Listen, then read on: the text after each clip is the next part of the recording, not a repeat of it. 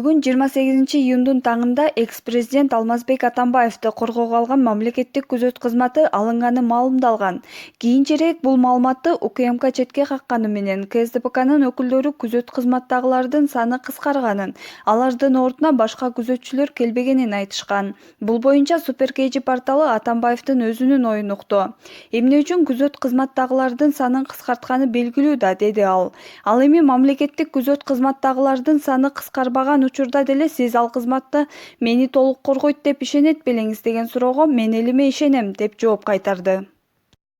Бүгүн 28-июнда экс-президент Алмазбек Атамбаевди коргоо үчүн Кой Таш айылында түзүлгөн штаб 4-күнү иштеп жатат. Ага КСДПнын мүчөлөрү, Атамбаевдин колдоочулары, партиянын саясий кеңешинин мүчөлөрү келишкен. Буга чейин жогорку кеңеште Алмазбек Атамбаевди кол тийбестик макамынан ажыратуу боюнча атайын депутаттык комиссия түзүлгөн. Анда экс-президентке оор 6 айып тагылып, чечим башкы прокуратурага жөнөтүлгөн. Башкы прокуратура Атамбаевдин оор 5 кылмышка тиешеси бар экенин аныкталганын маалымдалган. Бүгүн Алмазбек Атамбаев штабка топтолгон эл менен жолугуу үчүн чыкты. Анын талапташтары учурдагы абал тууралуу пикир алышты. Бул учурда андагылардын бири сизди камалып кетти деп сарсанаа болгон кичинекей кыз бар, деди. Буга экс-президент мен түрмөгө батпайм да деп жооп берди. КСДПнын саясий кеңешинин мүчөсү Адил Турдукулов күн өткөн сайын штабтагы адамдардын саны азаят деп ойлогонун, бирок тескерисинче топтолгондордун саны өсүп жатканын белгиледи. Учурда штабта чогулгандардын саны 300–400гө жетерин айтышат анын мүчөлөрү.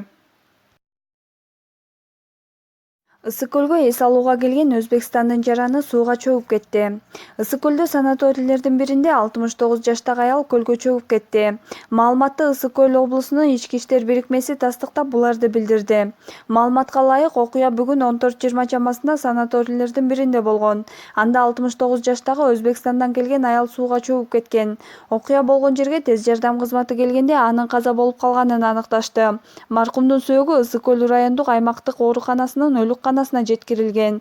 Бул факты кылмыштардын жана жоруктардын бир түрү рейсинде катталып, тиешелүү экспертизаларга дайындалган. Учурда иликтөө иштери жүрүп жатат деп билдирди басма сөз кызматы.